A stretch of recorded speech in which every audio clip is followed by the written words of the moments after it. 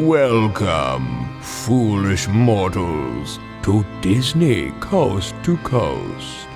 I'm here to introduce your host, your Disney Coast to Coast host. Kindly raise your volume, please. Jeff has plenty of Disney chatter for everyone. There's no turning back now.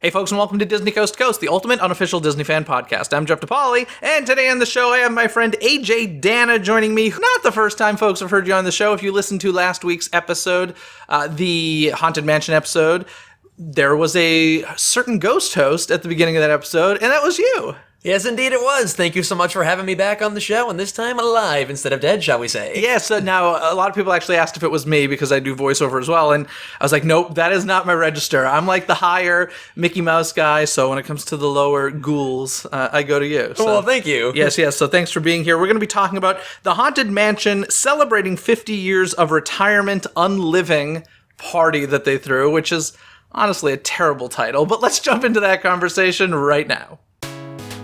It's time to dive into today's Disney dialogue.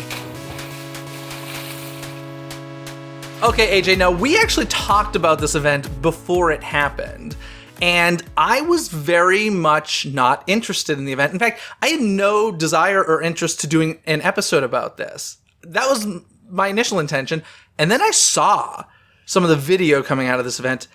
I was kind of blown away, so I remember during that conversation that you said you were going, and I was like, oh, I need to talk to somebody on the show who did this, because I think way beyond either of our expectations. Yes, I would completely agree with that. As much as I'm always down for a Haunted Mansion themed event, I would definitely say it is true that I was also a little bit hesitant thinking about it seemed as though most of the focus was merchandise. Yeah. A lot of the surprises that eventually manifested at the event were indeed kept surprises, and I'm so glad they did because I would say it was far and away totally worth it. Yeah, the question is, surprises are great, but, I mean, this is what, a $300 ticket, I think?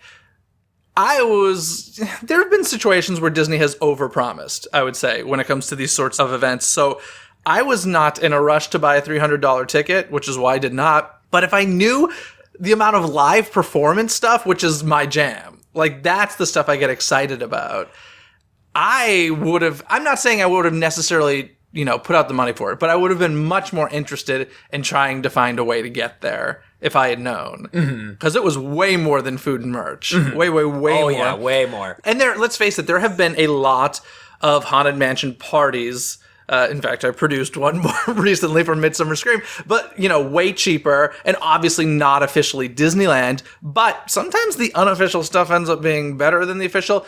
In this case, I think Disneyland really did it right. And I completely agree. I do want to, first of all, I want to give a shout out and a thanks to Laughing Place because they are the way I lived this experience was through their videos on YouTube, and they had a really good collection of all the stuff going on there. So thanks, Laughing Place. You're the best. And I do want to talk to you about the crowd size before we get started because I don't think this sold out, did it? No. Well, there is a major gripe that I would say a major structural error on the part of Disney. Not something I usually address, but I think in this situation it does need to be addressed. When this event was originally announced, it was specifically stated it would be 999 tickets only. Oh. So 999 tickets. Per night. Yeah. Per night. That's right. I forgot about that. When we were there, I'm telling you, frankly, it looked like 5,000 people. Okay. It did look pretty quiet, though. No, not on the second night. Really? Yeah, we went on the 8th and 9th, and rumors started to circulate that perhaps the cap was raised to 4,000, and that started to raise concerns, which unfortunately did kind of come to fruition. That's shady. That's shady, if that's true. I had forgotten about the whole 999 thing. But to be fair, if it were only 999, I can't imagine that they would have gone as all out as they did, personally. I mean, it was pretty extreme, some of the stuff they did. So Wow, that's crazy. But let's talk through your night. How did it Sure. start for you? You get to the Disneyland Resort, and where do you check in? What goes on? Sure. So you check in at the Disneyland Hotel, which, as you probably are aware, is an amazingly themed hotel. It feels so richly Disney. So to add a Haunted Mansion aspect to that was really, really cool, and they really did a great job with that. You would walk up to Disneyland Hotel, I think it was earlier in the day, like 11 to 9 or something, as opposed to the event beginning at closer to midnight. So I heard on the first day there was a sizable line to check in, and I did not encounter that at the hotel. It was very easygoing. You checked in upstairs of the hotel where there were several photo ops, and there was a recreation of the front of the mansion. They had a porch set up there with vines and, and cool. whatnot. It was very cool. And to get to the check-in area, you walk down a hallway with a window, like fake windows aligning the walls, and they all had timed thunder and lightning effects behind them with curtains blowing and a projection of Constance walking by. It was really, really cool for just being a setup in a hotel. Sure. So you check in, and along with every ticket, you also received a free gift. It was a Madame Leota paperweight. Oh. And so when you put it on your shelf or on your desk, it appears her face is following you because of the globe effect of the paperweight. That's cool. It was a really nice surprise. And also, the hotel was so themed that they even had a different music loop in the areas where we were checking in. It was like Bach organ music. It was very, very cool. So you check in, and then you go over to the merchandise area. As you know, you had to pre-order your merchandise for this event or pre-select your first preferences, and they did have some available for sale. And they had everything that was still available on display there. The guitars, a one-of-a-kind guitar for $33,000. Such a beautiful guitar, though, an acoustic guitar, hand-painted, I think. And you're the new owner of it. I am the new owner of the guitar. I'm never buying a house, but it was worth it. I actually got the t-shirt, which was plated with gold. It was really, really cool. So anyhow, you could look at the merchandise that was available for sale and also select new ones, and the process was so smooth. They handled everything really, really well. And as for the photo ops up there, they had recreations of the coffin from inside the ride with the hands escaping. They had artwork from the Story and Song record, which I know you just discussed on the show. Yep. They had those, blown up to full backdrops you could pose in front of. And in general, I thought it was really, really well done at the hotel. That sounds cool. Like, even better than what I saw in the videos. I saw tons of paintings and such for sale in the videos, but yeah, even cooler. So the party, what time did you say you checked in? So we checked in, personally, I believe it was around noon. And what time does this party start? About midnight. Oh, so did it give you theme park admission as well? It did not. So you were there at noon.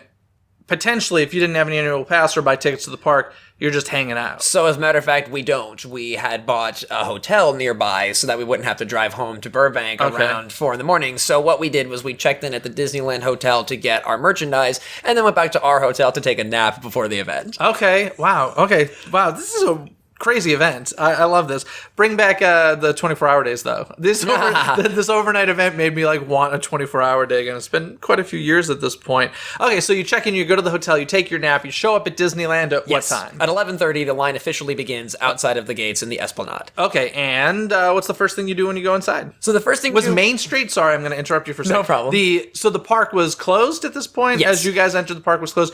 Was Main Street playing a different music loop or anything? To my recollection, at this point in the evening, it was not. But I do want to take a second to talk about all the fan costumes that were there. Because as you're walking through the line, you just see so much love for the Haunted Mansion from the fans. Really elaborate costumes with lights and makeup where allowed, and all white costumes, Hatbox Ghosts, brides. It was really impressive. And just seeing that already set the mood for the evening that you're about to experience. Speaking of the costumes the guests were wearing, I was watching some videos and they did a lot of audience interaction stuff where you could dance with the characters in the park and stuff. And there were definitely moments where I thought the guests were performers in the parks. Sure. Until they broke off and went back to their families and stuff. So oh wow, people went all out. They really on did. Some of these I was costumes. very impressed. And it's just great to see that kind of passion for something. I know we love the Haunted Mansion, and to see people manifest that with their art projects and costumes. This event very much felt like it was as much a celebration of the ride and its legacy as it was a celebration of the fans. Yeah, that's cool. I like that. Okay, so you get inside. Yes. You head toward New Orleans Square. So the first thing that we are told is going to be kicking off the evening at 1 a.m. on the dot is the 13th hour celebration at the Rivers of America. So wait a sec, the event started at 1? Yes. Oh, so gosh. they let us in the park, I believe, at 12:30. Okay. So you line up from 11:30 to 12:30. You're inside the park. Okay, so you got there at 11:30 when they said you could line up. But Yes. with such a small group, Did you feel like could you have gotten there at like 12:15 or 12:45 even? No. No? At this point, we discovered there are about 4,000 people there. But 4,000 isn't that many. Not when you're crammed into the path between Big Thunder and New Orleans Square. guess It so. stretched all the way back to Galaxy's Edge. That's disappointing to hear. But Yeah. okay. So that's where we queue up for the 13th hour celebration. We're standing. So first of all, I should point out we entered through Frontierland, and the first thing you're greeted with immediately sets the tone of the evening. You see the rivers of America covered in fog. Yeah. Shrouded. which they did all the time for Mickey's Halloween Party, and honestly, it was one of my favorite things about Mickey's Halloween Party. Tom Sawyer Island with that spooky lighting and fog is gorgeous. Gorgeous, yes. So cool. Completely agreed. And that's the first thing you see when you walk in here, and it sets the tone immediately. So out in front of the Golden Horseshoe, they have a group that I believe was called the Scarolers. They're ghost singers, not the Cadaver Dans, but the Scarolers. And they have the most bomb set list. It's amazing. It's got Dead Man's Party and like the Tales from the Crypt theme. Like, wow. It's really good Halloween music. They're bopping while you're in line. So at this point, we line up near where the Mark Twain usually boards, and it goes all the way back to Galaxy's Edge. And at this point, we're starting to get a little concerned. No, see, that's too many people. That's a lot of people. It's a lot of people for a 999 quote unquote event. Has anybody publicly called them out on that? Because Yes, on the message boards. And it's what is starting to come out. Disney's response? They haven't said anything about it. But if I'm understanding this correctly, when they first released the tickets, they said 999 and then took the ticket link down and then re-released it without the ticket cap on there. That's what's being said online. Can't confirm or deny that. This is interesting because just yesterday, and this is, an extreme version of this, but just yesterday I watched both of the Fire Festival documentaries on Hulu and Netflix, where they were selling tickets to things that didn't really exist and selling more than they had, accommodations for and all this stuff. And that's what I just thought of when you were talking about they had 999 tickets and they sold 5,000. Like that's a huge discrepancy. So I am curious how legally if Disney covered their butt in the correct way or whatever. That's interesting. I would say it was far from a Fire Fest, thank goodness. Of course, yes. But that's the extreme. But unfortunately, I will say, honestly, Jeff, I think it did affect the evening because food lines and character lines were so inaccessible as compared to the first night. But how about we get there when I get to that point in the evening? Right now, we're still queued up, and at this point, we're thinking to ourselves, "This is more than 999." Sure, and it's kind of just start counting. Yeah, it looks like 2001. Crowd control is handled really well, though. It's not really a stressful environment. It's just kind of like, how is this going to affect our evening with this many people here? So it gets to be about 1, and we're like, we're still not moving. There's more people still filtering in, and it's like, oh goodness, this is a bit unexpected. So at that point, we hear the ghost host, here so expertly portrayed as always by Corey Burton, over the speakers announcing that we should move to the Rivers of America. So we get to the front of the Rivers of America, or as front as you can be, with 4,000 people all trying to crowd in. It feels a little bit like you're waiting for Fantasmic at this point. Very crowded. But the show that followed, I would say, totally delivered. Have you seen any of the Yes, footage? You I have? watched this. Yeah, this is the show on Tom Sawyer Island, basically where Fantasmic takes place. So I am curious.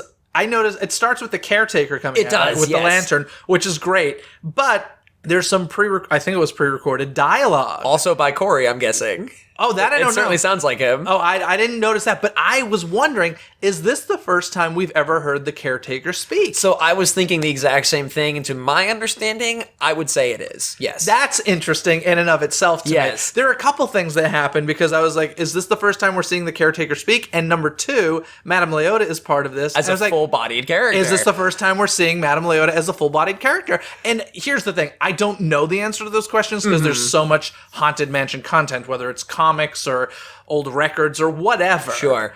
So I don't know the answer, but to the best of my knowledge, this little 13th hour celebration kickoff show is the first time we hear the caretaker speak and the first time we see Madame Leota in a human body form, not just floating in a crystal ball. Absolutely. And to my knowledge, I was thinking the exact same thing during the show. Like, wow, this is actually really interesting and exclusive. So the thing that I love the most about this 13th hour show is that every piece of live entertainment that you were, or essentially every piece that you were going to be greeted with throughout the evening sort of teased itself in this show. You had the ballroom dancers, you had the cadaver dance. Basically, almost every element of the evening was kind of here saying, this is a taste of what you're going to experience, which I thought was really well done. Yeah, I think you even had like the funeral procession and stuff. The only thing I think was missing was the little jazz band. I don't think they were not part in the of it. opening show. But I had the same thought. I was like, oh, okay, there's a couple reasons for this. Number one, it's great for the audience. As you just mentioned, you kind of get to see everything if you don't catch it all. But number two, it's like, okay, we hired these performers for the night. Let's put them all in the opening show and then have them disperse later. So it totally made sense. It was a cool little show. I enjoyed it quite a bit. So fun way to kick off the night. Absolutely. And I would assume everybody who went to the party was there, right? Like who's going to miss that? I don't mean to say it this way, but priorities are different for some people. Wow. I totally get it. Tell me they went for merch. They went for Big Thunder. Woo! As soon as the gates opened, I saw a pretty sizable crowd head to Big Thunder Mountain first. Those people should be fired from life. That is horrible. Well, the priority for us, at least, was if you paid $600 for the tickets, you have to see the exclusive Haunted Mansion things, you know? Even if it's your, like, first time in Disneyland. It's just like, this is stuff that's happening tonight, you know? And that's it, pretty much. So as for us, we're thinking the first thing we got to do after the show, book it to the ride. Okay. I am so glad we did. Did it get to a long line? It did not get to a long line, but I'm glad we did that first. Did you know about these pluses? So these pluses were bonkers. I knew back in the day, as actually this is one of my trivia questions for you, but I'll just say it now because you've probably heard at this point that a live night was integrated into the ride before. Yeah. So I sort of had an inkling if they're going to be adding something to this evening, they're probably going to be putting the night back in. At least that was my hope. That's a good thought. And it certainly plus my expectation because there was so much more added, and I can go down a list of every change because there were actually quite a few. That I would love to because I noticed several. The first one I think you really notice is just a projection on the wall in the loading area. Yes, that's correct. Big 50th anniversary logo sort of thing. Loved it. And yeah, go through your list. Sure. So let's start actually with the facade of the ride. Okay. As you may know, of course you know, part of the storyline of the ride is that it's a rather normal-looking house. Mm-hmm. So when you approach it, it's rather inconspicuous. When you visit Disneyland on a day's trip, there's no sound effects or music outside of it. That changed for this event. They had organ music, they had sound effects and wind and lighting on the facade, and it looked terrific. Just approaching the mansion, you're met with purple lighting and green and blue and fog, and it just immediately set the tone for not only this is a full-fledged living, breathing entity tonight, but also we're celebrating something in a very grand way. So you see that at the facade, you go in, the foyer, the stretching room, the hallway, all the same glorious attraction it always has been, and you get to the loading area, and there is that projection of the 50th anniversary logo with some of the original concept art, I believe by Mark Davis, could be wrong, of the floating spirits, the horizontal ones. Very well done. So you board your Doom Buggy, and you make your way up into the endless corridor sequence, where we have a brand new live character suit of armor standing on the side of the hallway where the candelabra is. I certainly heard some teenagers screaming in the Doom Buggies next to us. It was a very effective jump scare and one that I was very pleased to see return. Cool. So that was the first major thing that says, oh, this is going to be a brand new experience tonight. Yeah. Very exciting. You make your way down the corridor of doors, and in Leota's room, there is another 50th anniversary logo. Behind her table, there is sort of a fog manifestation of the logo behind her there, which is very cool. Little things here and there. We get to the ballroom. There is yet again another I just live got chills. ghost. Me too. Just thinking about it. It's so cool. It really was a brand new, like even having been on the Haunted Mansion throughout my life, it feels like a brand new experience with things like this, you know? So on our first ride through it was a gentlemanly spirit had appeared and was quite animated at the center of the table, talking with the audio animatronic ghosts beside him. So just to be clear, a live actor. But still being reflected. He is not like in the ball. He's with the animatronics amongst them, you know, turning on and off just as they would. Absolutely. So cool. So cool and very well executed. Now, I'm going to say something I'm curious what you would think about this. So as we all know, in fact, I think right now, is the Haunted Mansion down, getting ready for Haunted Mansion Holiday? I'm actually not sure. I think it may be down. If not, very soon it will be down, getting ready for Haunted Mansion Holiday, which of course is the Nightmare Before Christmas takeover of this attraction through Christmas. I would, based on these changes, we're not even all the way through, but based on these changes that got me so excited, I would absolutely be willing to give up a year of Haunted Mansion Holiday to have this just for the Halloween season.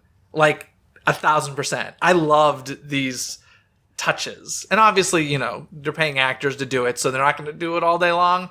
But, so cool. Well, honestly, who wouldn't want to? Think about the opportunity of that. Like, I think the actors would want to do it all day I'm talking long, about money. I see Disney doesn't want to pay them. Yeah. Well, the Nightmare Before Christmas overlay, I love it as much as the next guy, but I do feel it goes on for a little bit too long. Yeah. 6 months of the year, I think, it's either down or running. If it goes down in August and runs through January.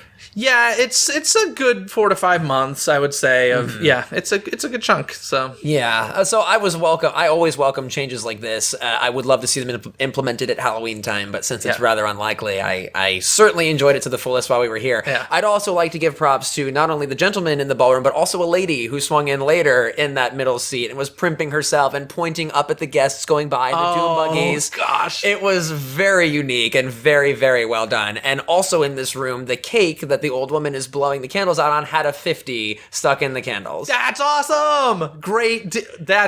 That's wonderful. I didn't notice that detail. There were so many subtle things. In fact, I rode the ride 3 times during the party, and I still was catching things each ride through. That's wonderful. The attic was the same, the graveyard was the same, good old stuff as always, and there was a laurel added in the graveyard, a little topiary that said 50 towards the crypt with the spirit in it at the end. Yep. Awesome little changes, and then of course... I expected a live actor in the graveyard. When I saw the one in the ballroom, I was like, there's got to be one in the graveyard somewhere. But no, a little later, though. A little bit later. There's a little matter they forgot to mention. The hitchhiking ghosts. Gus was a live character for this party. And in fact, on my first ride through, was straight up a scare actor. Like, jumped out from the position and screamed and was evilly laughing and, hitchhiking as always. And it was so well done. As you can imagine, we're all applauding and cheering for this very rare occurrence, and I was so pleased. Yeah, I was really impressed because I didn't expect that. In fact, when I saw the 50th logo and the projection, I was like, okay, that's it. And that's all I was expecting. When I saw the ballroom scene, especially, I was just like, this is fantastic. This is like what we wanted with Mickey's Not So Scary Halloween Party when they put pirates in Pirates of the Caribbean and stuff this past year. I was like, meh, but... they did it right for Haunted Mansion 50th. I totally agree. It was a very great way to pull on what had been there before, like the night, and add to it with stuff that frankly may not appear again. Like, I certainly hope it does, but in this environment, you get the feeling you're witnessing history. It will for like the 75th. But yeah, exactly. It's not going to be commonplace. I don't think they've ever done it before. I don't think they've done it for a 40th or 30th. I think the night had possibly come back for another anniversary event. Could be wrong about that. But I remember when I was actually at the mansion on the 40th anniversary as well, not for the special event, but in the ride, and I remember being scared the night might jump out at me because it was the evening of the 40th. So I suppose he had probably returned for another one. But yeah, for 75, let's see them do it again. I would love to. That's crazy. Okay, so you do the ride for the first time, then where do you head? Let's see. So from there, well, we have plenty of food options for the night, which is something we have free food vouchers with the credential, well, that's good. Which was an awesome added value. But unfortunately, with this 4,000 people thing, we actually didn't get food until much later in the night. What kind of food were they giving? So we had Monte Cristos available from the Stage Door Cafe. Oh, cool. And I will be totally frank, I don't actually know the other food options because we didn't get to even try anything. Yeah, I know just for the 50th anniversary in general, they had specialty food like even throughout the day. That's always, specialty food is kind of a thing with Disneyland now for any sort of celebration. Love it. So you can get it throughout the day for the month, I believe. And, there's obviously bonus stuff at this party, but like you said, the lines were... yeah. Monte Cristo, pretty cool, though. Yeah. Oh, yeah. That was actually my first time trying a Monte Cristo. Getting to eat that along the shores of New Orleans was something. I used to be able to devour those as a kid. Like, at Blue Bayou, I can't even eat half of one now. They're so filling and greasy. Oh, yeah. I don't even know how I did it as a kid, but whatever. So not a ton of food. But there is a photo op directly outside of the exit of the Haunted Mansion. When you make your way to the right after exiting the crypt, you have the option to hold a glowing lantern like the one the caretaker uses. Cool. The line for this photo op was a little bit sizable. I think I waited about 15 to 20 minutes to take That the is not photo, sizable. But it is not sizable at all. I was at compared to 90th others. night, and it was like Uh-huh. 3 or 4 hours to meet Max's power line. Absolutely. This was not sizable compared to that. I would say the hitchhiking ghosts seemed to have about an hour-long line, though, and I passed on that. Wow, okay. But yeah, the caretaker lantern was great. The other thing that was a great additive for the value of this ticket was free PhotoPass downloads in full quality. That they do that for all the events now, which I think is great because honestly it costs them nothing. So I like the fact that they at least do that. That's Yeah. good. Speaking of the photo ops real quickly, I do remember the bride was there. Yes, Constance was there. She looked a lot like Mary Poppins because it was Mary Poppins from Daytime. I was like, oh, I know that actress. So that was fun. And then there was also the Tightrope Girl. Yes. She was there, and the Hitchhiking Ghosts, as you mentioned. Yes. I think that was it. Did you Yes, see that was it for character photo ops, particularly. Yeah. Speaking of Tightrope Girl, she might be in my trivia question that I have for you later today. Uh-oh, as if you're well. asking the name, I have no idea. So, the locations of those, Constance was materializing in Frontierland near Big Thunder Mountain. Okay. The Tightrope Girl, whose name I'm withholding for the trivia question. I actually do know it because it's part of my trivia question, but in any case, we'll get to it. It's not the same trivia question, but we'll get to it. So she was in Adventureland outside of the Jungle Cruise. Oh, I didn't realize they were that spread out. All right. Oh, yeah, they So really- What they attractions were open? I believe Indiana Jones, Big Thunder, Pirates, Haunted Mansion, Jungle Cruise, and Tarzan's Treehouse. Okay. I think. Okay. Yeah. So, I mean, they give you plenty of reason to walk around, and a lot of the food venues were offering things as well, from Adventureland to Critter Country. Yeah. So, it was very spread out. And then the Hitchhiking Ghosts were located in Critter Country, basically next to the entrance of Galaxy's Edge. Oh. And I walked by them, I saw them, but would not have waited in the line for them. Yeah, not a priority for me, but a lot of people, that is the priority. Oh, and they were great. Of course, they're awesome to see them out and about, but I not gotta for an be hour. honest, I don't think the Hitchhiking Ghost costumes are very good. I think they work in the parade and stuff because you're far enough distance away from guests and they're under special lighting. But when I see them, like, I think, the bride, I think Tightrope Girl look great as photo ops. They look the Hitchhiking Ghosts look a little cheap to me. It looks like something I could do at home. I recall Hitchhiking Ghosts appearing for Disneyland's 50th anniversary with masks. Like Ezra was a sculpted face For that which looked like the ride. for Disneyland's 50th. Okay, yeah. I think it was for that, and it was like a publicity stunt outside of the parks, like around LA. Sure. They were hitchhiking, and they looked incredible. Yeah. And, just between you and I and our listeners, I think it'd be pretty cool to see something like that return, where it is like straight from the sculpts from the ride. Yeah. Yeah, I didn't love... They were the one that I was like, not my favorite. I know they're iconic characters, and that's cool and stuff. And I should point out, because of the 4,000 or 5,000 people in there, I didn't get to take photos with any characters. Yeah, that doesn't surprise me. Yeah. It's always the least priority for me. Yeah. Is getting those. I mean, if I see them, I'm good enough. I'm kind of like, oh, cool, nice Yeah. costume. And Constance had a rather fitting interaction with me. As you know, Constance in the ride is a lot of cheesy one-liners about marriage. So I'm standing outside of the Golden Horseshoe at this point looking for food. I'm just, I'm alone at this point looking around for different food venues. And Constance is leaving her venue and walking by me and heckles me from the side of the road and says, "You look lonely. I can fix that." Which I thought was great. Got a huge kick out of that. She probably had a blast because she has to be proper during the day as Mary Poppins. And then at night, she's like, I can just have fun. So that's cool. I love the fact that those rare characters exist because, they could not. Those costumes are sitting backstage most of the time collecting dust. So the fact that they keep bringing them out every once in a while, I think is cool. And for the marathons, too, I think. Yeah. It was a Haunted Mansion marathon. Yeah, marathons. Yeah. Maybe during the Halloween parties, they probably did. And in back Walt then. Disney World as well, they had a couple of different ones. I think even more so at Walt Disney World, they have more characters from the mansion. So that's cool. Did you go on the Mark Twain? I did not. Okay. So apparently that was a ghost cruise or a haunted cruise of some sort. I think they called it the Mark Twain Riverboat Ghostly Cruise. Ghostly Cruise. And on there were the Scarolers Yes. that you were talking about. And you were talking about their set list from earlier, which was cool. But I gotta be honest, like some of the stuff they're singing, like they sang Ghostbusters. It just seemed a little weird. This a cappella ghostly group singing Ghostbusters, the Monster Mash, Time Warp. I get it. It's in the theme. But it was a little strange. But I do need to point out two things they did on there that I saw. which was like a Rare Villains medley. And when I say Rare Villains, they were doing songs like Pink Elephants on Parade. They did like a Madam Mim segment. They sang Gospel Truth from Hercules, like featuring Hades, Ratcliffe's song from Pocahontas, Hellfire, yeah. which is the best, Gaston, which was interesting, Yo-Ho. So they did this interesting medley of Rare villain songs, which was cool.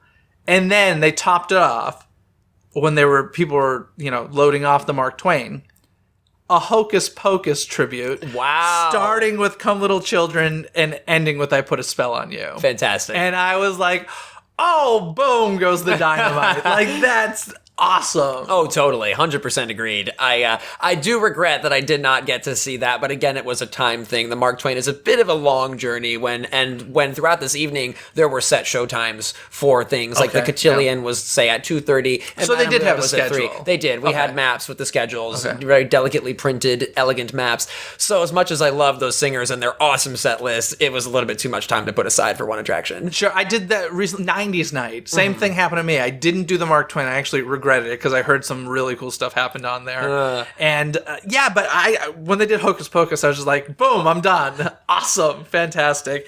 So that was cool. The Creepy Cotillion show you just mentioned. I loved that. Okay. That was very well done.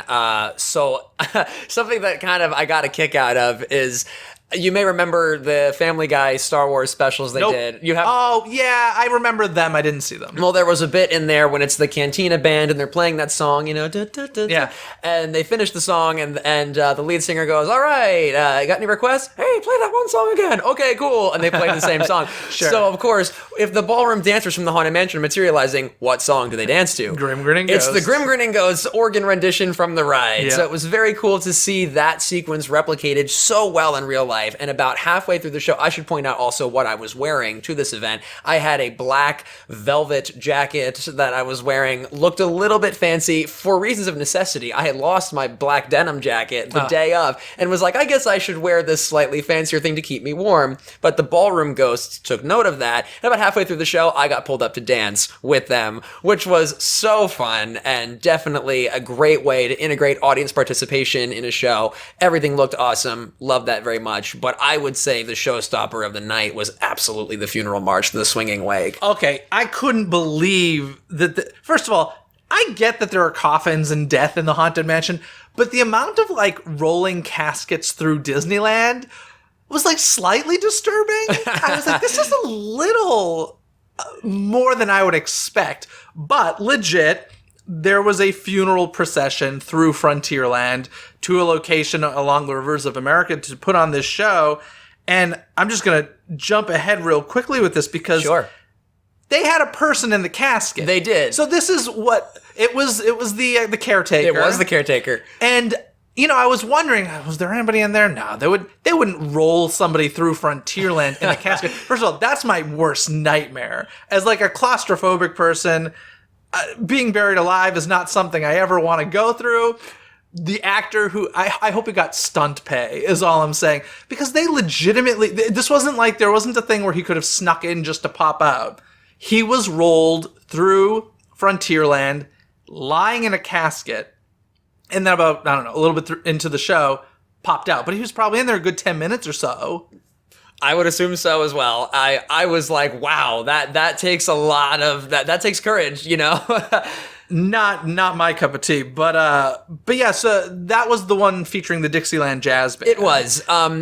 Jeff, have you ever been to Not Scary Farm? Of course. So, do you remember Forsaken Lake, the scare zone they did last year, the New Orleans themed scare zone? Yeah. So they had done a funeral march pretty similar to that, but of course it's all historical context, and they had umbrellas and mourners and a coffin. So when I saw the same thing appearing at Disneyland, I was so happy because I loved Forsaken Lake, and taking that and adding a Disney touch to it was so well done. And having a show like that to really set the environment of New Orleans back into context with the Haunted Mansion, I thought was so well done. So that was at the front of the group, you have a man with an umbrella doing like a mummer's strut type dance, which was so well done, very historically accurate. The Dixieland Jazz Band, pallbearers with their coffin, grave diggers with shovels. Yes. They went all out. Yeah. This was a cool procession for sure. I will say, audience participation is always like iffy for me. They did pull a lot of people, give them tambourines, and at the video I watched, people were just like I don't want to be doing this sort of thing. And it's so interesting because I feel like most people don't just want to watch. And theme parks especially love audience participation, even if it's as simple as clap along.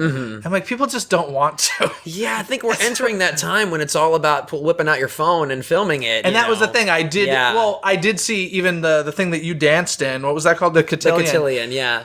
I saw it was one of the guys was grabbed and had his phone out the whole time, recording himself doing it. And I was just like, oh gosh, this age we live in. We're going to look back at this and be really disgusted with ourselves. But I don't know. The tambourine thing, I was like, I don't know. This just doesn't, just let me watch. Particularly if they had to put away their smartphones to grab a tambourine, I could see the no way, holding my phone. Yeah. So that was cool.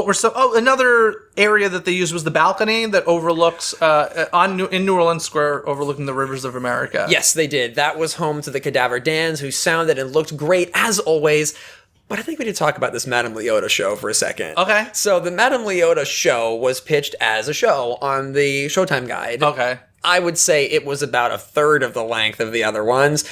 Even though it's cool to see Madame Leota manifesting in the flesh, shall we say. Now, up there, it would have been cool if they could have had, since it was up in an area that they had control over, it would have been cool if they had a floating crystal ball up there. Just saying, that would have been really neat. That's what I was expecting, actually. I was expecting some sort of live puppetry version of that sort effect. of thing. Sure. Yeah, it would have been really neat. It was the live Madame Leota saying a spell that's just, it's different than the one in the ride, but it's still just an incantation. That's it. She's standing on the balcony saying her incantation. Well, she's standing on the balcony, but as a musical theater fan, I must point out she is standing on the balcony in a very Ava Perón Evita pose. Like, it is very well done. It is very well, yeah. Arms outstretched. I was like, oh, wow. She's preaching. She really is. It was really funny. But then it ends with a narration of the ghost host saying something along the lines of, even as a child, Madame Leota possessed supernatural abilities. And then the show ends. That sounds like something where they ran out of time or money or something. We're like, okay, we want to still have something. Let's just put somebody up there. That's kind of what it sounds like. And I feel like Madame Leota is such a great character. They can really expand upon it. And so when he says she had gifts as a child, we're like, oh, we're going to see that now. But it actually just ended. Yeah, I mean, what a drone opportunity they would have had with Madame Leota. Can you imagine her droning over the rivers of America? It would have been awesome. That would have been great. So yeah, Madame Leota is a great character, but what they did with her, not the greatest. I will say the actress portraying her, fantastic voice match. Yes. Quite good. And looked quite a good deal like the actress in the ride as well. The Cadaver Dans you mentioned, I do want to ask, what do you think? Like, the Cadaver Dans have been such a big part of Mickey's Halloween Party for so many years now. Do you think they'll head over to DCA for the Oogie Boogie Bash? That's a really good question, because I've been wondering what elements are going to carry over there. I don't know if any are. I mean, the parade is. The little cavalcade parade is. They've announced that. I think we're going to see a lot of new, which is very exciting. I'm pretty stoked for that. But, I don't know. Have the Cadaver Dans ever left a Magic Kingdom style park? That's a good question. I don't know. I feel like they could hypothetically fit in the same way we had Buena Vista Street Christmas Carolers. Yeah. They could possibly fit in Buena Vista Street if there's some sort of vignette sort of thing themed to the Halloween party on Buena Vista Street. Yeah. It'll be very interesting to see, because I would love that. They always sound great. They always look great too. Yeah, like I said, they've become such an iconic part of the Halloween party. I don't know. It's interesting. I'd be sad if they weren't there, but at the same time, I'd be like, okay, good on you for doing new stuff. Like, just bring the Hocus Pocus show from Florida. Oh man, would love to put see it in the that. Hyperion, please. Oh yeah, please. It's so good. And something I love about the Cadaver Dans at this event, I don't know about you, but I certainly grew up with the Disney sing-along VHS. Oh, heck yes. So good. And you may recall the Halloween at the Haunted Mansion one. Yes, indeed. The trees, right? Yeah, that was in the Disneyland Fun one. Yeah. Scared me so bad as a kid. Oh, man. I literally, one of the first nightmares I ever remember having is those trees from the sing-along video. Love it. Was it that or Wizard of Oz? I mean, one of them really messed with your mind. That's hilarious, Good point. though. Yeah, so the Cadaver Never Dance had quite a few songs from the sing-along video in their set for the Haunted Mansion party, which was so fitting. Cool. Yeah. And fun fact about Corey Burton, that sing-along video, I believe he told me, is the first time and the only time he's ever played a face along with a voice. He's the face in the mirror in that Haunted Mansion sing-along video. Oh, wow. Now I got to go back and watch it. Yeah. So Corey Burton, you've mentioned him a couple times. He is the current Ghost host. He is I think his first Ghost host opportunity was Haunted Mansion Holiday. Pretty sure, yeah. Where he, basically Paul Frees is the voice actor that we know and love from the original, but is no longer with us. So Corey's been doing a spectacular job. The amount of new Ghost host dialogue for this party. Staggering. Unreal. Crazy. Like, if you're a fan of the Ghost host, you're gonna love. Just watch the videos. There's a ton of new stuff. Fun fact for listeners who don't know, he's also the voice on the tram as you ride from your car to the front gates of the parks. That's also Corey Burton. So, but yeah, I couldn't believe the amount of stuff. I expected some new stuff. I was like, okay, Corey's getting a nice little VO gig here. He was recording for a while. Oh yeah. And as somebody who has performed the Ghost Host event for other events outside of Disney, like the Midsummer Scream one and the Soiree from Regions Beyond by Doom Buggies, I can personally tell you... And the Disney Coast to Coast intro. And the Disney Coast to Coast intro, indeed, which you just heard last week. That is this week. And this... They heard it this time. All right, excellent. It's a very time-consuming voice to do. You know, you have a lot of pressure to get it right. It takes a lot of work to get it where it needs to be. And the fact that Corey Burton, as always, was able to channel that for so much content for the event is so awesome, and I'm just so glad to hear that. Yeah. I think the big question is, was this... I know it was a gift, but if you had paid $300 for this, was the event worth it? We had gotten onto it at the belief that it would be 999 people.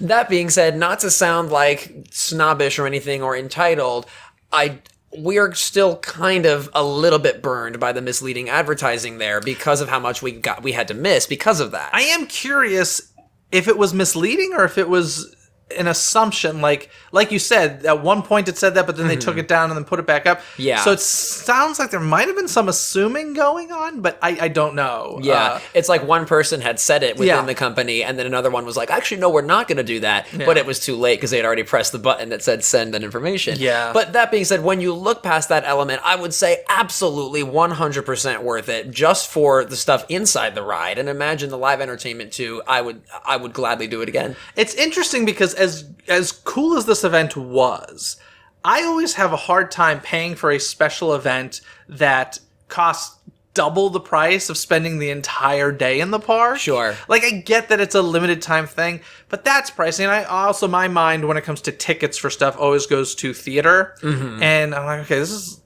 is like the price of a ticket to Hamilton. Mm-hmm. Like, you know what I mean? So...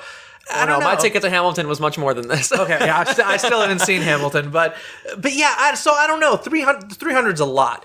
I will say the last $300 event I think they did was the whole Pixar, at least at Disneyland, was the whole Pixar Pier grand opening one day early thing. Yeah. This seemed a lot more worth it than that. A lot more.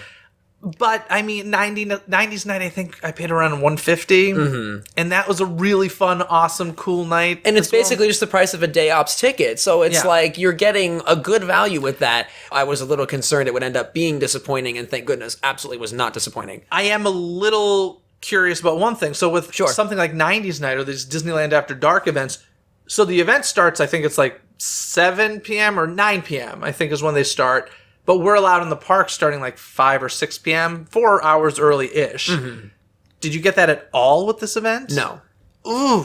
So that hurts even more. But I think they tried to make up for that with the Disneyland Hotel check-in, because you could have done that at any time between, I believe, 11 and 9. We just chose to do it very early. Sure, but check-in for those events, I mean, at least for 90s night, it was no problem. You scan your ticket, you get in. Sure. Well, I mean, there was photo ops and merchandise galleries in the check-in for this one, I see what which you're saying. Kind of was in place of daytime park visits. Yeah, that's a bit of a... that's too bad. Mm-hmm. I wish that you could gotten into the park early. That's interesting. So yeah, it's a pricey ticket. It was. It's a pricey ticket that apparently 10,000 people paid for. So. Well, and also one that I should point out, I would gladly have paid for myself as well, even if it wasn't a gift, because it was such a special occasion. Well, how can you not be at the Haunted Mansion on the anniversary? Yeah, so that's cool. I love it. I love that you enjoyed it that much. I'm thrilled. Like I said, I had zero intention of recording an episode about this because I was just not expecting what we got. they hit it out of the park with this one. And I hope that they continue to do that, because right now, I will be honest, it seems to be hit or miss with them. And so it's always very like, oh, is this the one I should pay for or not? And so it's a little scary. They need to consistently make them this good, I think, so that people will be even more willing. Although it sounds like they sold a good amount of tickets. So yeah. Hopefully it sets the bar for the future, because I would say they definitely knocked that out of the park. I mean, one thing that I see happening that should be phenomenal, Galaxy's Edge is going to have to start having some amazing events, I would think, for start on, May the 4th or whenever there's an anniversary. I feel like Galaxy's Edge is going to have to do some incredible stuff, and has great potential to do incredible stuff. And I think one thing they could totally do with that kind of goes hand in hand with this event is, remember how I mentioned it's a little bit of a celebration of the fans as well? Yeah. I'm sure you're familiar with Walt's Barn and Griffith Park. Of course. They had the Star Wars Day with the 501st Legion. Yeah. Imagine the possibilities for a Galaxy's Edge May the 4th celebration in partnership with the fan group, the 501st Legion. That'd be pretty cool. That would be pretty cool. I will say that when I was at 90s Night, this was obviously before, I think it was like April or something like that. It was before Galaxy's Edge opened. And I was hoping that they just opened just the front so we could see inside and have like a Star Wars Episode 1 photo op with that in the background. 90s. I just be like, it's 90s, was 1999, I think. Yep. That would have been epic. Oh, yeah, I agree. That would have been cool. So, in any case, I'm so happy that you had fun at this event. It sounds very cool. And anything else you want to add before we get some trivia? I think I'm ready for some trivia. Okay, well, that means It's trivia time! All right, AJ, do you want to hit me with a trivia question first, or shall I hit you? I would like to hear yours first. Okay, so I'm going to ruin your question by asking mine. But the question has to do with, right now, actually celebrating the 50th at Disneyland. Are you familiar with the Play Disney Parks app? Ooh, I am not. Okay, well, it's a stupid app, but it's an app essentially of games. I honestly don't know anybody that uses it other than to like check it out. Like I've been like, oh, let me see what this is all about. Like I'm done with this. If anybody out there listening actually uses the Play Disney Parks app for like enjoyment, I would love to hear about it. So shoot me an email through DisneyCoastToCoast.com. But in any case, they do have this app. And they have a couple of games and badges that you can earn, like 1 week at a time. They'll have one character, then another. And they selected 3 characters from the Haunted Mansion. Okay. Which 3 characters, if you had to guess, do you think they chose to be the badges for this Play Disney Parks app 50th Anniversary Haunted Mansion game? The Hatbox Ghost? The Hatbox Ghost is not one of them. Okay. All right. Madame Leota? Leota is, yep. Okay. Sally Slater, the tightrope girl? That's right. Okay. And, let's see. The Caretaker? Yes. All right. Yeah, so those were the 3. The tightrope girl, Leota, and Caretaker are the 3 that you can get. And if you get all 3, you get a special 4th 50th anniversary achievement badge. Wow. Ooh. I don't really know what these things do. I think it's kind of like a Boy Scout badge and a digital version in your phone. Gotta collect them all. Yeah, I guess so. Enjoy that, folks. But in any case, that's the trivia. Good job. All right, thank you. It is a little weird that maybe Hatbox Ghost is the bonus for it. Could be the 4th one, maybe. Yeah. So what is your trivia question that I potentially ruined, unless you have another one? Well, I kind of ruined it by saying the name of the tightrope girl. That's okay. I have it written down right here. My question was going to be, what is the name of the tightrope girl as coined by Walt Disney World's Interactive Queue, which is Sally Slater? But for bonus points, let's make it really hard. What was her name mentioned prior to the Walt Disney World queue? Sarah Slater. Well, technically, that's still part of the Sarah Sally Slater. Okay. In the first wave of the comics by SLG, it was actually... What year was this? We're talking, I think, 2006 was the trade paperback. Okay. I just bought a copy of that at Midsummer Scream. So awesome. Totally, quote-unquote non-canon to the Marvel Comics. Sure. Her name was Daisy Dela Cruz. Then she's actually a villain, you could say. She was part of a traveling carnival troupe that got stranded in the bayou, and she robs men of their gifts and money, possibly, and then turns them into alligators. I don't like this, because this contradicts. Just pick a story and stick to it. Yeah, there is so much contradicting information and between all the different, books and comics. And personally, I like the Daisy Dela Cruz storyline because it's that extra unexpected hilt that maybe the alligator under her tightrope is a scorned lover who she transformed. It's that extra something you wouldn't expect. Yeah, I'm not saying I don't like that story. I just wish there was one story. Yeah. That's all. I get that. It's sort of like how the Hitchhiking Ghost names were coined by cast members and became official. Yeah, and now it's official. They you see it on merchandise. It's very interesting. Oh, yeah. So cool. Awesome. Fun trivia. AJ, why don't you let the folks know where they can find you? Thanks so much for coming on the show, first of all, but where can folks find you? Absolutely. Thank you so much for having me on the show. My website is ajdana.com. That is AJDANNA.com. And you can follow me on Instagram at AJDanaOfficial. Fantastic, and thank you once again for being the ghost host of Disney Coast to Coast. You're welcome. Fantastic. Folks, if you want to follow Disney Coast to Coast on social media, head to DisneyCoastToCoast.com. All of the links can be found there. And of course, if you're enjoying listening to this podcast, just think how much fun it would be to have one of your very own. If you've ever thought about starting your own podcast, but you're not sure where to start, head to youcanpodcastnow.net for some free information. That's youcanpodcastnow.net. Other than that, folks, have a magical day. Bye! Thanks for listening to Disney Coast to Coast. Have a magical day. Disney Coast to Coast is produced and hosted by Jeff DePauli. Learn more about the podcast and become a supporter at DisneyCoastToCoast.com.